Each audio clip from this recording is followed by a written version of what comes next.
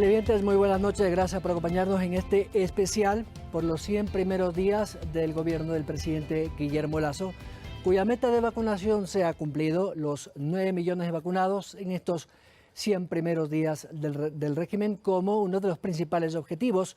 Luego vendrán otros que seguramente el presidente los hará público, pero cómo hemos llegado aquí y cómo se ha logrado efectivamente poder cumplir pese a las dificultades. Es un programa especial de la televisión pública y tenemos como invitados especiales esta noche a la señora ministra de Salud, doctora Esmeralda Garzón. Gracias por acompañarnos. Bienvenida. ¿Cómo está, Byron? ¿Cómo ha pasado? Pues Muchísimas gracias por la invitación. A usted. Y también el doctor Francisco Andino, él es gerente del Hospital Teodoro Maldonado Carbo del IAS en Guayaquil. Doctor Andino, gracias por acompañarnos. Gracias a usted, Byron. Un gusto y un gusto también a la comunidad podernos expresar en este programa. Por supuesto que sea usted, doctor. Vamos a empezar primero con un video de contexto que nuestra compañera Vanessa Hervás ha preparado para explicarnos cómo hemos llegado a estos 9 millones de ecuatorianos con 2 dosis. El pasado 12 de agosto, Ecuador se ubicó en el primer puesto en el mundo en administrar la mayor cantidad diaria de dosis de la vacuna contra el COVID-19 por cada 100 personas. La noticia fue difundida por Our World in Data, una publicación en línea que presenta datos y resultados empíricos de todo el mundo sobre COVID-19 y otros temas. El país superó a otros de la región como Brasil, México, Colombia y Perú, e incluso superó el promedio diario europeo.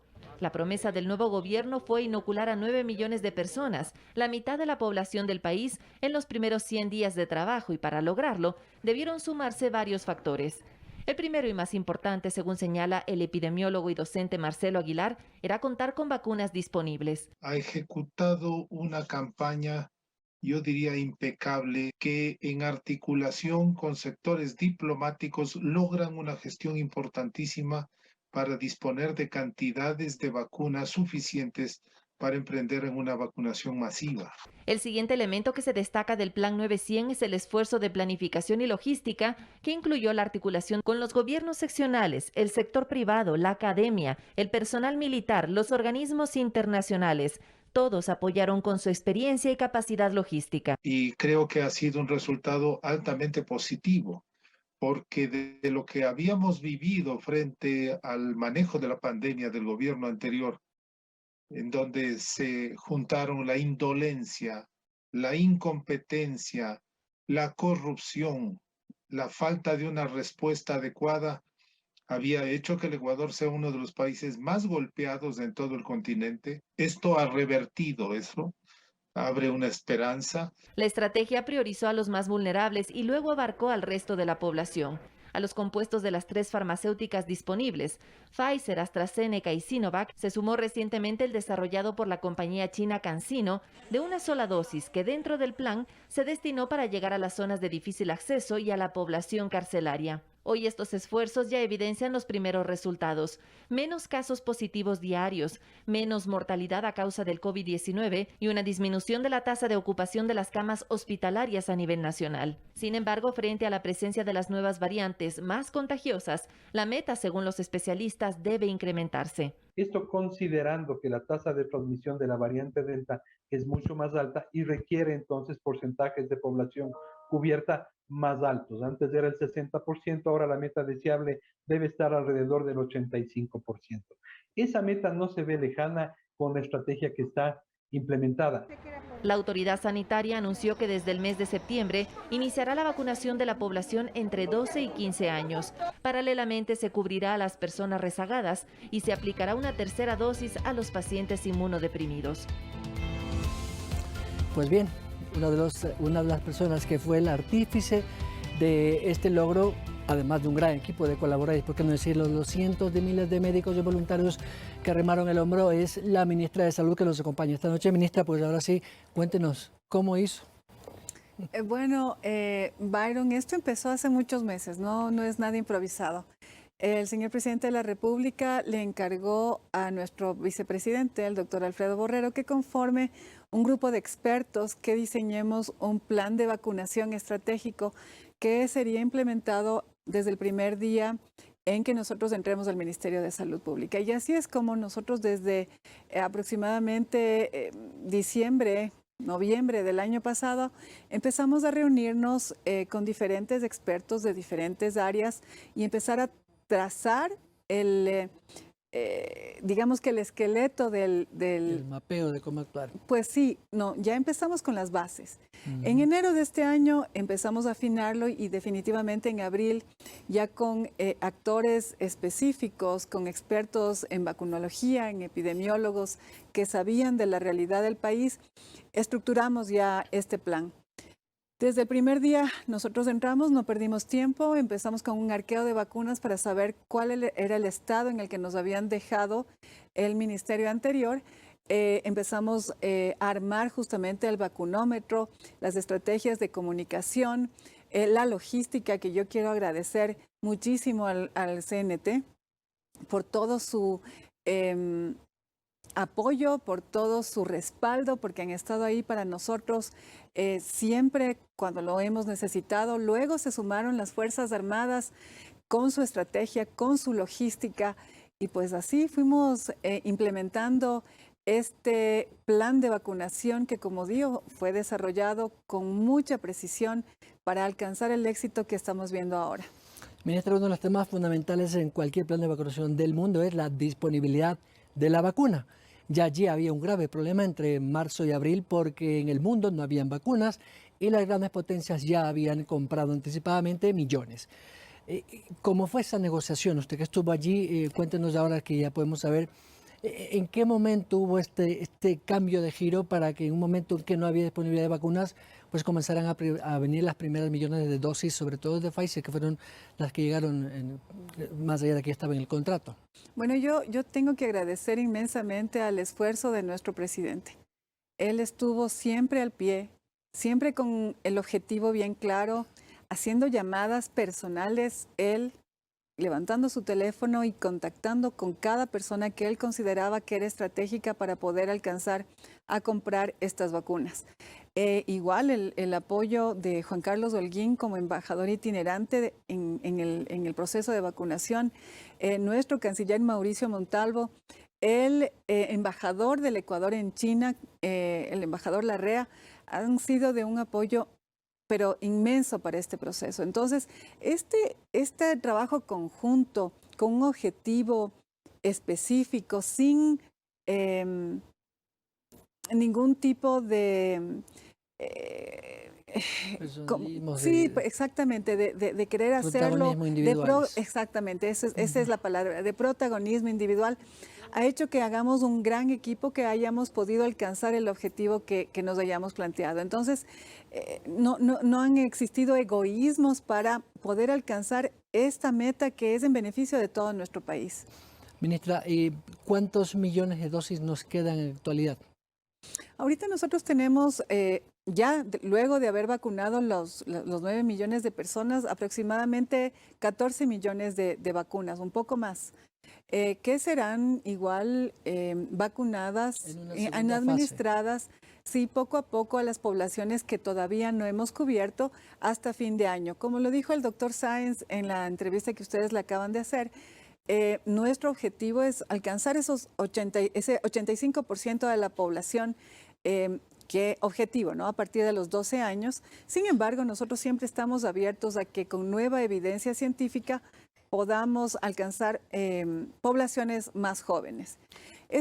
Déjeme decirle también, Byron, que esto es algo importante. Nosotros, viendo el comportamiento de la pandemia en otros países, con la implementación de nuestro plan Fénix, que también es un plan integral de control de la pandemia, es un plan epidemiológico, nosotros ya habíamos calculado con las características de las vacunas que tenemos disponibles aquí en el país, con la evidencia de las otras variantes que tienen más contagiosidad, habíamos calculado ya el R0 y hemos determinado que sí, la población objetivo es del 85% de la población que debe vacunarse a partir de los 12 años. Ministra, permítame un momento continuar con el doctor Andino porque quiero volver con usted con ese nuevo sistema o gestión de la salud pública que vendrá como segunda fase. Doctor Andino, uno de los temas fundamentales es efectivamente la disminución de casos graves de hospitalización y de muerte, que lo dicen las estadísticas y además sucede así en el mundo. Usted que ha estado en uno de los hospitales al frente más grandes del país, el Teodoro Calvo de Guayaquil, ¿lo ha evidenciado estas últimas semanas que efectivamente cada vez hay menos casos graves de COVID? Sí, lo habíamos dicho en algunas ocasiones que el plan de vacunación y es inversamente proporcional al contagio. Y lo dice la señora ministra en relación a este plan de 85, ir a una R0 es verdaderamente tener no contagio, no traslado de cepas, y la presión selectiva está precisamente en estos movimientos negativistas que nosotros debemos ir conquistando y educando y sensibilizando.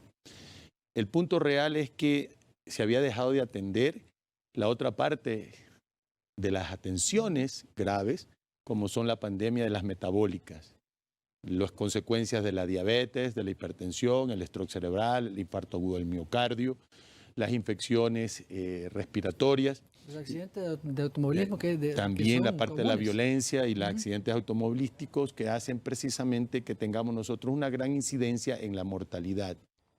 Hemos comenzado a descalonar en el Teodoro Maldonado Carbo la emergencia y pasamos a tener solamente de las 36 camas, solo 17 camas para COVID. De las 36, hoy tenemos solo 6 pacientes ingresados en UCI. Y en las camas hospitalarias generales, de 12 camas, solamente 2 ingresados.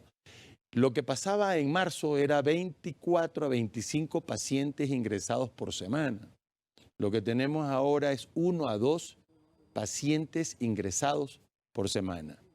Al final, el éxito de la vacunación y el plan del gobierno nacional que lo lidera el presidente de la República, Guillermo Lasso, y el doctor Alfredo Borrero, han dado el resultado que se quería. Claro, también lo dice la señora ministra, y es cierto que no solamente es la vacunación, sino que tampoco debemos abandonar las medidas que debemos tenerla, puesto que no sabemos todavía el comportamiento del virus. Posiblemente debamos nosotros inclusive incluir una seroprevalencia ahora de la cantidad de inmunidad que debe tener la gente. Lo que nosotros hemos venido diciendo, aquellos que hemos tenido COVID y tenemos las 2 vacunas, ya tenemos 3 dosis. Eso significa que tendríamos que ir a chequear cómo están nuestros anticuerpos específicos neutralizantes tipo Spike y prácticamente saber cómo la población tiene ese comportamiento en ese hecho. Doctor, ¿y tiene usted entre estos pacientes COVID algunos con esta variante Delta? Que le voy a preguntar a la ministra después del tema del cerco epidemiológico. Pero como hay todavía esa inquietud epidemiológica de que podría ser más transmisible, ¿tiene un incremento de casos de estos llamados Delta? Si nosotros vemos la reducción, ahora, la teoría hipotética debe ser establecida en la presión selectiva. Para algún microorganismo son los antimicrobianos la presión selectiva. Para este virus es la vacunación. Si nosotros no tendríamos esta posibilidad de haber llegado a la inmunidad de rebaño, obviamente la transmisibilidad hubiera sido mayor. En tanto, usted lo puede tener un Delta, posiblemente vacunado, y hay que mirar los territorios en su parte diferencial, porque Guayas y Guayaquil, en el cálculo CEAR, aproximado matemático proyectivo, con cerca de 15.000 fallecidos en el año 2020, posiblemente tuvimos 1.600.000 contagiados, que esa es la proyección matemática que se ha hecho. Entonces, cuando tenemos nosotros estas condiciones de vacunación, estas poblaciones van a tener mayor confianza de inmunidad que otras poblaciones. Las determinantes en salud son diferentes en cada territorio y en cada comportamiento humano, pero lo que estamos mirando ahora es el resultado de la vacunación. Reducción de hospitalización, reducción de muertos, recuperación de la capacidad de respuesta del sistema sanitario e ir a una normalidad que ojalá no tenga un cambio en una cepa nueva o una condición de otra variante que sea un poco más agresiva. Que no lo voy a creer o no creemos nosotros que suceda mientras el ritmo de vacunación llegue a las cifras que lo ha dicho la señora ministra. A propósito de esta variante Delta, ministra, se dieron buenas cifras a propósito del cerco epidemiológico que parece acertadamente se implementó, sobre todo en aquellas provincias y en Guayaquil, para aislar a estos casos Delta. Esto es parte de este proceso. ¿Cómo evalúa usted este cerco epidemiológico y si con las medidas que se ha tomado se puede seguir manteniendo ese limitado número de casos nuevos? Pues sí, yo pienso, Byron, y le quiero comunicar a la ciudadanía que es un orgullo para nosotros del equipo de epidemiólogos que tenemos en el Ministerio de Salud Pública. Esto es una evidencia y yo creo que un éxito a nivel mundial. Ustedes han tenido información de otros países en los cuales cuando ha llegado la variante B se han disparado los casos, han tenido que cerrar fronteras, han tenido que paralizar nuevamente la economía y eso no ha pasado aquí en el país. ¿Por qué no ha pasado? Porque primero que empezamos a planificar esto con tiempo. Nosotros sabíamos las experiencias en otros países, reflejándonos en eso. Nosotros hicimos nuestro plan Fénix, un plan epidemiológico y geoepidemiológico que nos ha permitido determinar la ubicación geográfica de estos casos y obviamente con la economía de nuestro país que aún está un poco restringida, enfocar esos recursos en forma localizada y efectiva. Hemos podido detectar tempranamente, tomar las medidas y nuevamente yo agradezco el apoyo de nuestro presidente del gobierno nacional para haber podido enfocar esas medidas en forma temprana yo sé que en algunos casos ha sido un poco incómodo y difícil de comprender para las comunidades, para las provincias, que hemos tenido que implementar estas medidas de restricción, los cercos epidemiológicos, pero ha sido para que los casos se puedan, digamos que extinguir en esa área y no se propaguen. Y usted sabe que en el caso de la Delta es como pólvora, ¿no? Es mucho riesgo, hay mucho contagio a nivel comunitario. Con estas medidas que nosotros hemos tomado, con las intervenciones de vigilancia epidemiológica, de cercos, hemos podido controlar bastante bien. Tenemos pocos casos, la verdad, a nivel nacional. Seguimos haciendo el monitoreo constante. El Ecuador es el segundo país que más genotipificación hace en Sudamérica, lo que nos permite estar al día semanas, de semana a semana ya controlando y sabiendo dónde están esas variantes y pudiendo controlarlas a nivel local. Como dice el doctor Andino, nosotros también, como parte del Plan Fénix, vamos a empezar un monitoreo inmunológico a nivel comunitario para saber cómo está el estado de la inmunidad de la comunidad y saber qué medidas tomar a tiempo para poder evitar que aparezcan nuevas cepas y de aparecer, controlarlas adecuadamente. Ministra, me gustaría aprovechar, quiero entrar al tema de este modelo de gestión, que es parte de la segunda etapa de su plan de acción. Para esta segunda etapa de la inmunización de rebaño, que sería llegar a unos 15 millones de habitantes, ¿se va a utilizar la monodosis de CanSino o va a seguir con las 2 dosis de Pfizer o de Sinovac, que son las que más tienen stock? Bueno, nosotros tenemos planificado seguir con las dosis de CanSino que tenemos. Son 700,000 dosis que las hemos ido aplicando estratégicamente. En las zonas más rurales del país, gracias al apoyo de las Fuerzas Armadas, seguiremos aplicando esas dosis a las personas que lo necesiten. Nosotros también estamos recomendando que aquellas personas que han sufrido ya de COVID, como lo dijo el doctor Andino, se pongan una sola dosis de CanSino. Con eso su sistema inmunitario los cubriera completamente de enfermedades complicadas o de una posible mortalidad, ¿no? De una posible muerte. Entonces, con una dosis de CanSino en las personas que ya han sufrido de COVID va excelentemente bien. En aquellas personas que no hayan recibido ninguna dosis, que pertenezcan a los grupos vulnerables como mayores de 65 años de edad o que tengan enfermedades predisponentes a que se compliquen, ¿no es cierto? Nosotros tenemos suficientes dosis de Pfizer para ponerles 2 dosis, tenemos suficientes dosis de AstraZeneca también para cubrirles. Tendremos también una cantidad de dosis Sinovac disponibles también para la población. Y sobre todo nosotros garantizamos que la población de menores de 18 años, que la evidencia científica dice que la vacuna que está permitida para esos rangos de edad es Pfizer. Y nosotros tenemos la cantidad suficiente para cubrir también con esa vacuna a los menores de 18 años. ¿La Sputnik V no va a llegar? Nosotros seguimos en conversaciones. el gobierno. De hecho, el presidente va a tener conversaciones con el presidente de Rusia sobre este aspecto. Y bueno, si es que llegan, bienvenidas sean, porque siempre nosotros vamos a tener una población que la va a requerir, ¿no? Rápidamente, por honor al tiempo, ministra, esta nueva etapa del modelo de gestión, ¿de qué va y cómo se va a implementar, ministra? ¿Y de cuánto dispone, además? Así es. Bueno, nosotros seguiremos vacunando, como usted bien dijo al inicio de la entrevista. Cerraremos los centros de vacunación grandes en la mayoría del país. Mantendremos los centros de vacunación en ciertas ciudades que tienen mayor población, los centros de vacunación más grandes, para seguir alcanzando realizando una mayor cobertura poblacional.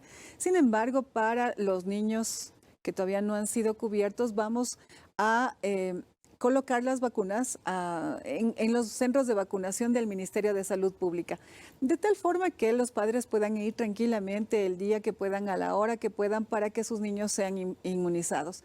Al mismo tiempo, nosotros estamos habilitando las camas hospitalarias, haciendo este cambio, este modelo de cambio entre atención COVID hacia atención a las patologías que han sido descuidadas por tanto tiempo, tanto los accidentes de tránsito para prevenir la mortalidad materna que se disparó durante la pandemia, como para la atención de las enfermedades crónico-metabólicas también, accidentes cerebrovasculares, infartos, etcétera, etcétera, de tal forma que nosotros tengamos un sistema de atención de salud adecuado, que se le pueda dar una atención integral a la ciudadanía.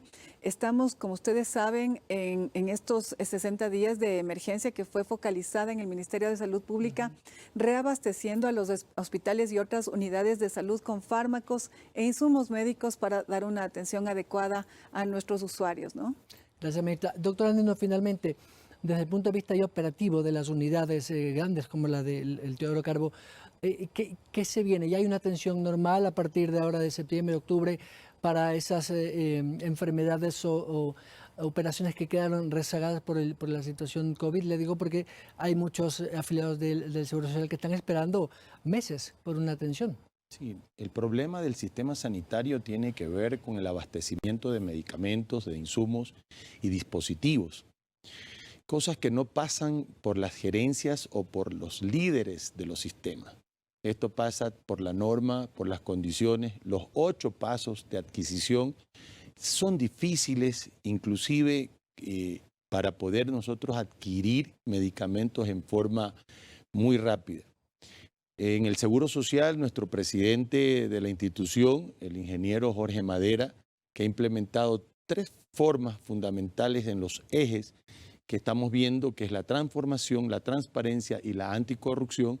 Estamos generando mesas de trabajo mancomunadas en los procesos requirientes, precontractuales, contractuales y financieros para acortar. De los 405, le voy a poner el ejemplo, que recibimos en Stop 0, hoy ya tenemos en fase contractual 80. Necesitamos seguir esforzándonos para poder adquirir medicamentos y no vamos a poder tener la capacidad de respuesta que puede tener un sistema sanitario si primero no abastecemos las condiciones. Las corporativas son parte también de ese esquema a la que el Seguro Social está poniendo todo su empeño y esas corporativas nos va a alivianar como gerentes los hospitalarios, precisamente porque vamos a requerir medicamentos o adquirir medicamentos de una forma global y que van a ser llevados a los diferentes hospitales del Instituto Ecuatoriano de Seguridad Social. Me quedan segundos para despedir, pero muchas gracias, señora ministra, muy gentil, y felicitaciones para todo el país, ¿por qué no decirlo? Muchísimas gracias, Byron. Y claro, felicitaciones a todas las personas que han sido parte integral de este plan de vacunación. Yo les quiero agradecer desde el fondo de mi corazón, porque si no poníamos el hombro, si no trabajábamos juntos, no lo hubiéramos podido hacer. Al Ministerio de Salud Pública, a las Fuerzas Armadas del Ecuador, a las universidades, a las empresas privadas, a los otros ministerios, han hecho un trabajo maravilloso y juntos podemos. Esta es la muestra. Muchas gracias, doctora Andino, muchas gracias.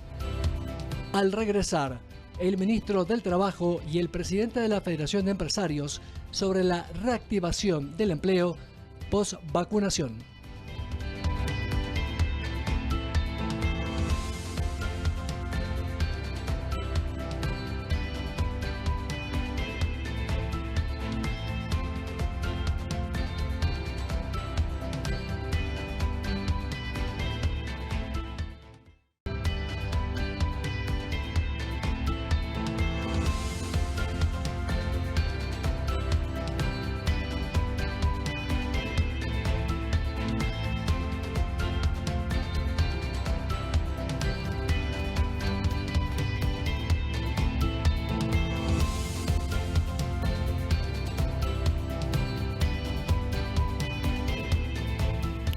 Continuamos con este especial por los 100 días del gobierno del presidente Guillermo Lasso. Hemos ya escuchado a la ministra de Salud hablando de estas ventajas y cómo se llegó a cumplir estos 9 millones de dosis para los ecuatorianos, las 2 dosis evidentemente, que nos permite ya ir a una segunda fase, como le ha dicho la ministra, que eso ya tiene que ver más básicamente con la gestión de salud. Pero lo más importante es que viene a partir de ahora. Y todo tiene que ver con una reactivación económica y, por supuesto, una reactivación del empleo, que tanto hace falta en el país. Por eso nos acompañan esta noche, en esta segunda parte, el titular de la cartera de trabajo, el ministro Patricio Donoso. Ministro, gracias por acompañarnos. Muchísimas gracias, Byron. Y, por supuesto, aún antes de que lo presente, un verdadero gusto estar con Felipe Rivadeneira, presidente del Comité Empresarial Ecuatoriano. Y más allá de la amistad que tenemos, yo tuve el honor, enorme honor de presidir el Comité Empresarial Ecuatoriano. Con respecto a lo dicho por la ministra de Salud, el gobierno del encuentro, que lo lidera Guillermo Lasso, está logrando reactivar la economía. Primero, la salud de la gente, más de 9 millones de personas vacunadas en el tiempo que el presidente Lasso ofreció. Y el segundo proceso de esta reactivación, sin duda alguna, es el empleo productivo. Y frente a ello, el gobierno está planteando, en su momento lo hará el presidente con el envío del proyecto de ley, reactivar el empleo en virtud de las dramáticas cifras, que ya las veremos, dramáticas cifras que significa que 2 de cada 3 ecuatorianos que conforman la PEA, población económicamente activa, está o desempleada o subempleada o vive en la informalidad. Y resulta que solo 1/3, 1 de cada 3 ecuatorianos de la población económicamente activa, tiene un empleo. Por tanto, nuestra preocupación, haciendo diferente las cosas a lo que hicieron regímenes pasados, es preocuparnos por los no trabajadores, por aquellos que están en el desempleo y que merecen oportunidades en este país. Y lo vamos a ver en una nota previa. Felipe Rivadeneira, presidente del Comité Empresarial y presidente de Fedisport, bienvenido. Byron, un gusto estar aquí. De igual manera, saludarle al ministro y felicitarle por estas gestiones que está haciendo. Le deseamos el mejor de los éxitos. Gracias. Y a todo el gobierno, ¿no? Porque el éxito de un gobierno a la final termina siendo un éxito del país, ¿no? Lo que acaba de mencionar el ministro es extremadamente importante. Nosotros creíamos que la primera acción que se tenía que tomar para reactivar la economía era justamente la vacunación. Por eso el sector privado vio como una obligación el poder participar en la misma. Yo creo que hemos hecho una alianza público-privada sin precedentes en el país. Yo les menciono siempre a los funcionarios del gobierno que este plan ya dejó ser de un gobierno, sino pasó a ser del Ecuador entero, ¿no? Yo creo que eso es algo que hay que destacarlo totalmente. Hemos sido un ejemplo a nivel latinoamericano del plan de vacunación. Y esto es digno de sentirnos orgullosos, ¿no? Que nos llamen de otros países a preguntarnos cómo fue esta alianza público-privada, cómo las empresas respondieron tan rápidamente a un llamado para vacunar no solo a sus trabajadores, que eso es extremadamente importante mencionarlo, fueron a los trabajadores, a sus familiares, a sus colaboradores, a la zona de influencia, a la comunidad, y eso lógicamente cumplió 2 objetivos fundamentales que yo le planteaba en su momento a la ministra, como bien lo explicó. Era el hecho de que se pueda masificar la vacunación y sobre todo también eliminar la tasa de ausentismo. Yo creo que eso ha sido un gran éxito como país dentro de estos primeros 100 días, este modelo de alianza público-privada que nos tuvo en los primeros lugares de vacunación a nivel mundial, pero ahora tenemos que pensar en el después, y el después es algo muy complejo. Las cifras de desempleo que acaba de mencionar el ministro son durísimas en el país. Tenemos 7 de cada 10 ecuatorianos que están en el desempleo y en el subempleo, y eso es algo que hay que tratar de verlo de una forma distinta, pensar fuera de la caja para buscar estrategias y herramientas que nos permitan recuperar esta grave crisis económica y de desempleo que tiene el Ecuador. Así es, Felipe. Y precisamente sobre este tema, para contextualizar nuestro diálogo, vamos a revisar un reportaje preparado por nuestra compañera Vanessa Hervás, que a propósito habla sobre eso. ¿Cuáles son estos ejes de la recuperación económica que tiene que ver con generación de empleo, eliminar también algunos sistemas o trámites burocráticos y, por supuesto, el empleo joven a través de una nueva ley? A inicios del mes de julio, los ministros que forman parte del gabinete productivo anunciaron las medidas para la reactivación económica del país. Ya en el foro de Davos, convocado días atrás por el Foro Económico Mundial, el presidente Guillermo Lasso había expuesto que su aspiración era alcanzar una sociedad libre, republicana, abierta, próspera y solidaria, y que los ejes de su propuesta incluían la protección de los más vulnerables, la generación de empleo, la expansión comercial, la creación de alianzas público-privadas, la transición ecológica y el combate combate a la corrupción. Pero lo primero que debía hacerse era inmunizar a la población contra el COVID-19. Sin la vacunación, cualquier otra decisión de política económica no hubiera servido porque todos estábamos encerrados. Ha sido sumamente importante, razón por la cual estamos inclusive en los índices más altos a nivel mundial.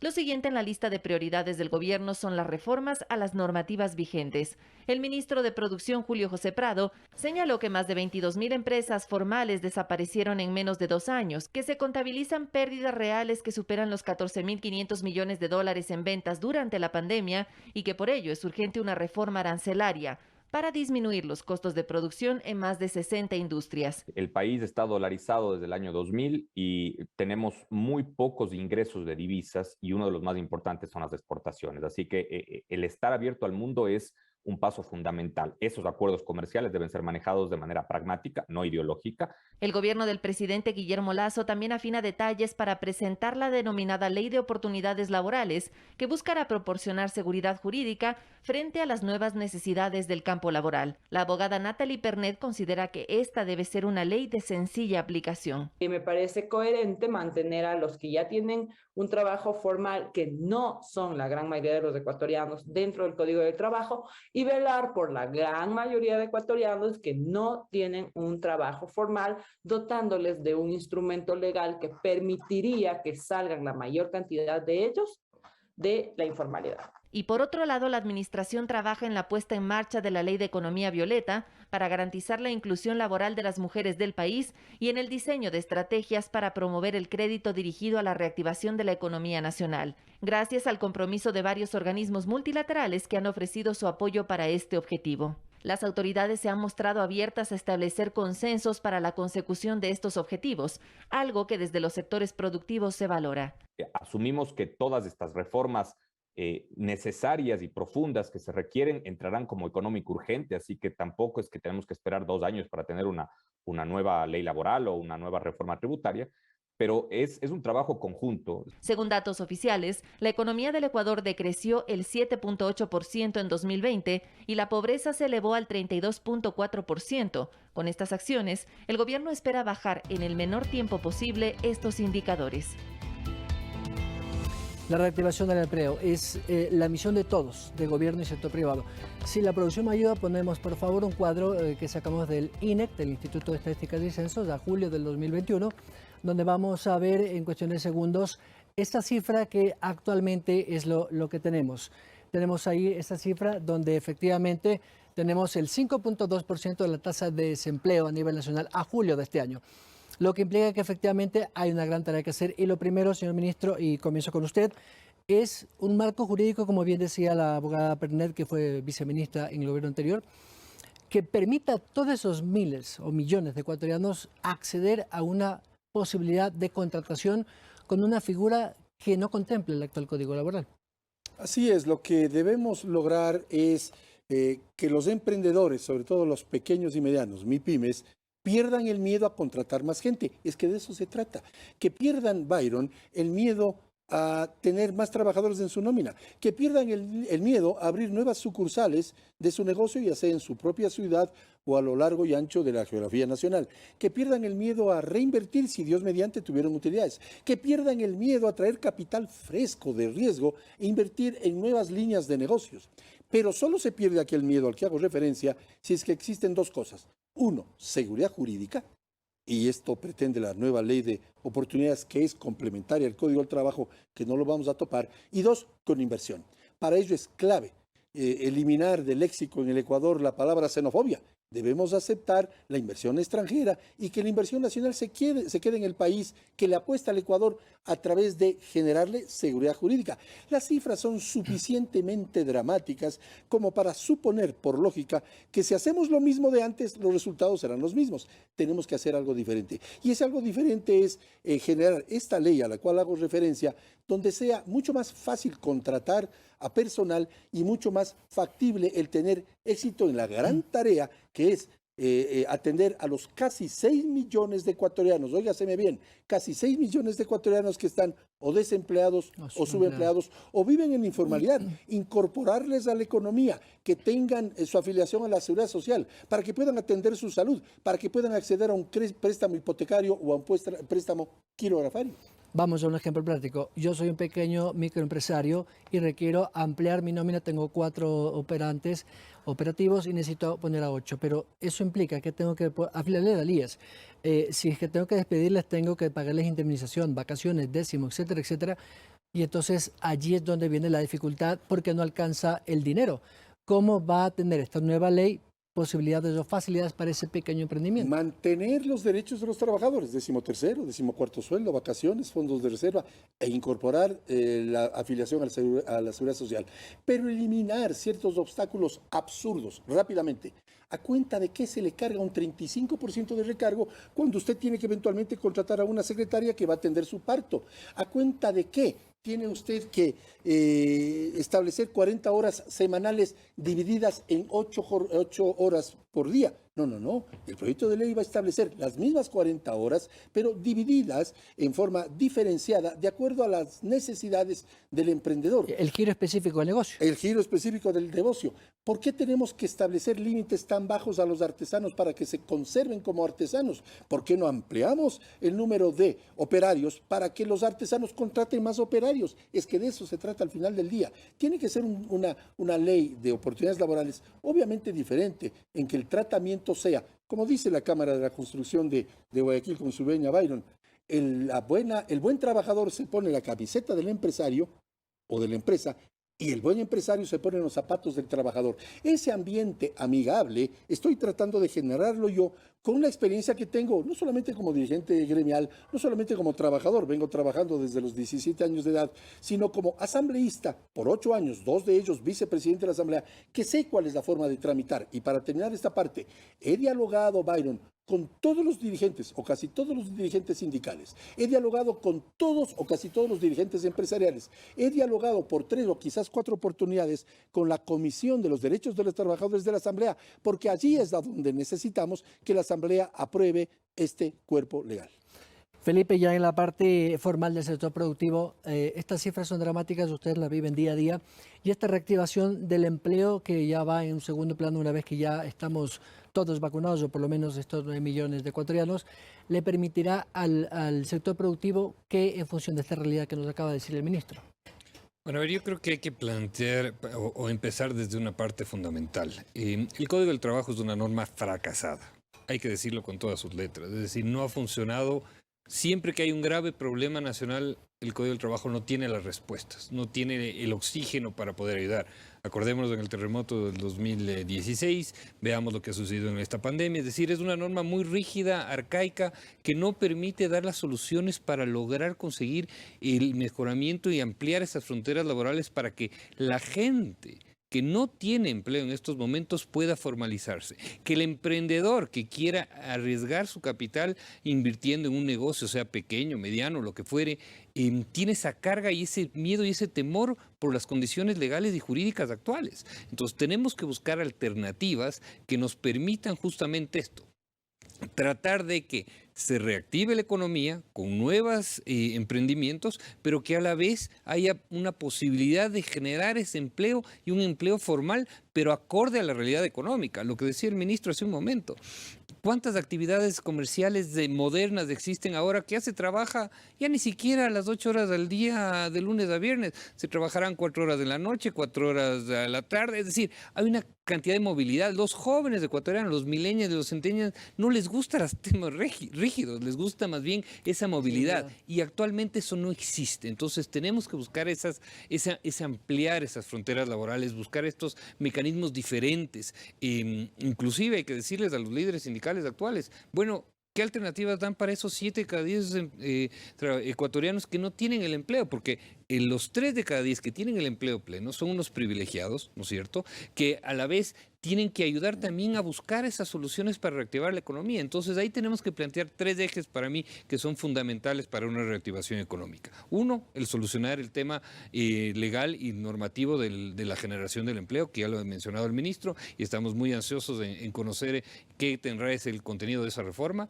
2, una política tributaria reorientada y dirigida a la reactivación productiva. Eso es algo fundamental. En este país los últimos 14 años se hicieron más de 30 reformas tributarias que lo único que hacían era tratar de asfixiar al aparato productivo.